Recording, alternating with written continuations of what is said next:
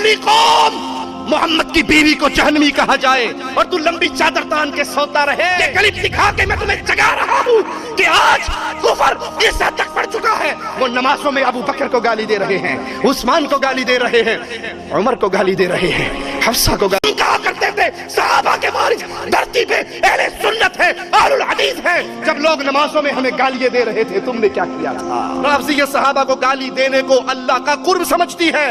احقاق الحق صفحہ 98 پر لکھا ہے، ہم بعض ان صحابہ پہ لعنت کرتے ہیں جن کے بارے میں ان کا عقیدہ ہے کہ انہوں نے نبی کی وفات کے بعد ہی دوبارہ کافر ہو گئے تھے، جن کی عزت، جن کی عصمت، جن کی پاکیزگی عرش والا اپنے عرش سے بیان کرتا تھا، ان کو گالی دیتے ہو، نبی کے ساتھیوں کو گالی دیتے ہو اور اس کو اللہ کی قربت کا ذریعہ سمجھتے ہو۔ رسول صلی اللہ علیہ وسلم کی زوجیت میں آنے والی بیویوں کو گالی دے رہے ہیں۔ آپ کا اور میرا کردار اس کفر کو روکنے کے لیے کیا ہے؟ آج یہ کیفیت ہے، میرے نبی کے صحابہ پہ لعن طعن ہوتی ہے۔ ہمارے ساتھ ڈیبیٹ کرو، ہمارے ساتھ مناظرہ کرو، ہمیں دور نہ کرو، ہمیں قریب کر کے ہم سے ہم کسی کو مانتے ہیں تو ہم سے پوچھو تو صحیح کہ کیوں مانتے ہیں، ہم چھوڑتے ہیں تو پوچھو کیوں چھوڑتے ہیں۔ کون کہتا ہے کہ ہم شیعہ صحابہ کی عزت نہیں کرتے؟ لیکن مجھے صحابیت کا معیار تو پہلے بتاؤ، جو مدینے سے نکالے وہ بھی صحابی،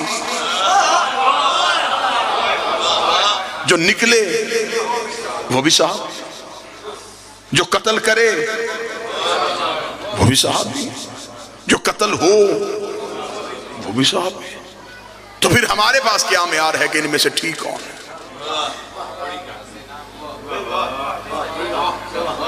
میری قوم کے بچوں کو پریشان کر دیتے جی اللہ قرآن میں کہتا ہے نبی کی بیویاں تمہاری مائیں ہیں، اور شیعہ احترام نہیں کرتے۔ کون کہتا ہے کہ ہم نبی کی بیویوں کا احترام نہیں کرتے؟ اگر ہم کسی نبی کی زوجہ کو اس کی رشتہ داری کی وجہ سے چھوڑتے، بات سمجھ آ رہی؟ اگر جو ہم پہ اعتراض ہے کہ یہ ایک بیوی کو رشتہ داری کی وجہ سے نہیں مانتے، اگر ہم رشتہ داری کی وجہ سے چھوڑتے تو ہم ام حبیبہ کو چھوڑتے۔ نبی کی بیویوں میں سے سب سے زیادہ خطرناک رشتہ داری تو اس کی، یہ ابو سفیان کی بیٹی ہے، یہ معاویہ کی بہن ہے، یہ یزید کی پھپھی ہے۔ ہم ان تینوں کو نہیں مانتے، اس ایک کو مانتے۔ میں شیعہ گھر میں بچیوں کے نام اس بی بی کے نام پہ دکھا سکتا، اور ہمیں تاریخ میں اس کا لمبا چوڑا واقعات بھی نہیں ملے، بس ایک واقعہ ملا، اس سے ہمیں اس بی بی کے کردار کا پتہ چل گیا۔ جب فتح مکہ کے بعد باپ بیٹی کو ملنے کے لیے گھر آیا تھا، اس نیک نیت والی بی بی نے یہ کہہ کے نبی کا چمڑے کا بستر باپ کے نیچے سے کھینچ لیا تھا، اور جب بابا یہ پاک ہے تو ناپاک ہے، تو مصطفیٰ کی جگہ پہ کیسے بیٹھے؟ میں ممبر پہ کہہ رہا ہوں، میں عقیدے پہ منافقت نہیں کرتا، اگر یہ بی بی بھی نبی کی جگہ پہ باپ بٹھا دیتی ہم چھوڑ دیتے۔ ہمارا معیار نبی ہے کہ محمد سے وفات ہونے تو ہم تیرے۔ اللہ تو قرآن میں کہتا ہے نبی کی بیویاں تمہاری مائیں ہیں، ہر آیت کا کوئی نہ کوئی شان نزول تو ہوتا ہے۔ میں ممبر پہ پانی مانگوں تو اس کا مطلب کیا ہے کہ مجھے پیاس ہے۔ اللہ نے قرآن میں کہا نبی کی بیویاں تمہاری مائیں ہیں، آیت مولوی بار بار ہمارے آگے کر رہا ہے، یہ کیوں نہیں بتاتا کہ آئی کیوں تھی؟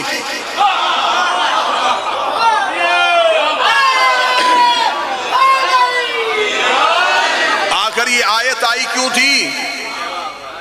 اس دور میں تو ہم شیعہ نہیں تھے، اس دور میں کون نہیں مان رہا تھا جس کے لیے اللہ نے قرآن میں آیت بھیجی؟ آیت بتائی، شان نزول نہیں بتائی۔ آپ پھر شان نزول ہم بتا دیتے، تیری کتابوں سے بتا دیتے ہیں۔ جب نبی کی زندگی میں ایک بندے نے مدینے کے باہر درخت کے نیچے لوگوں کو اکٹھا کر کے مشورہ کیا تھا کہ نبی دنیا سے چلے جائے گا، نبی کے جانے کے بعد نبی کی بیویاں ہوں گی بیوہ، اور اس کی شریعت میں بیوہ سے شادی ثواب ہے۔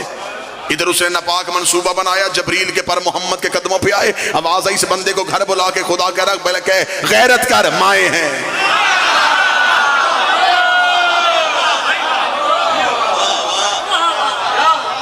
یہ نہیں کیا نبی کی بیویاں خالائیں ہیں، نبی کی بیویاں تمہاری پھپھیاں ہیں، مائیں ہیں۔ مائیں ہیں. جو آج شیعہ ہو کے کہتا ہے سیدزادی کا عقد غیر سید سے جائز ہے، خدا نے قرآن میں کہا نبی کی بیویاں تمہاری ماں ہے. ماں بھی حرام ہوتی ہے اور ماں کی بیٹی بھی حرام ہوتی ہے.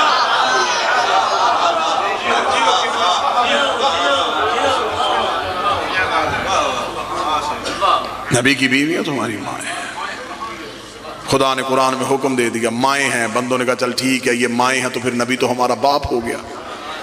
بنتا تو یہی ہے نا جی، جو بیوی ماں ہو تو شوہر باپ ہو. انہوں نے کہا ٹھیک ہے تیری بیویاں ہماری مائیں تو ہمارا باپ. آیت پھر تڑپ کے نازل ہو گئی ماں کانا محمد نبا احد من رجالکم، محمد تم مردوں میں کسی کا باپ نہیں. اب ذرا آیت کے تیور دیکھنا، توحید دیکھنا کن لوگوں کے ساتھ کس مزاج میں جنگ کر رہی ہے. پہلے کہا مائیں ہیں تاکہ نبی کے گھر کی عزت بچائے. پھر جب انہوں نے کہا یہ باپ ہے، خدا نے فوراً آیت بھیج دی یہ کسی کا باپ نہیں. لوگوں نے حکمت عملی تبدیل کر لی. انہوں نے کہا چل ٹھیک ہے اگر یہ کسی کا باپ نہیں پھر اس کا کوئی بھی بیٹا نہیں ہوگا، اس کی کوئی نسل نہیں ہوگی، اس کی کوئی اہل بیت نہیں ہوگی، اس کا کوئی خاندان نہیں ہوگا، کیونکہ اللہ نے قرآن میں کہہ دیا ہے کہ محمد تم مردوں میں کسی کا باپ نہیں ہے. رسول نے کہا میرے مالک تو پھر میری نسل، میرا خاندان، میری اہل بیت. فرمایا میرا محمد خاموش رہا، ایک وقت آئے گا نجران کے عیسائی تجھے مباہلے کے لیے بلائیں گے، پھر ہم تجھے حکم دیں گے وہ اپنے بیٹے لے کے، تو بیٹے لے کے جا، تو بیٹے لے کے جا. جب آیت آ گئی لوگوں نے کہا اب بیٹے کہاں سے لے کے آئے گا؟ اللہ نے تو کہا ہے تو باپ ہی کسی کا نہیں. نبی نے فرمایا آؤ بتاؤں بیٹے کہاں سے ملتے ہیں، آؤ بتاؤں بیٹے کہاں سے ملتے ہیں. علی کے دروازے پہ دستک دی، حسن اور حسین کو گود میں اٹھا کے کہا تمہارا باپ نہیں ان کا باپ.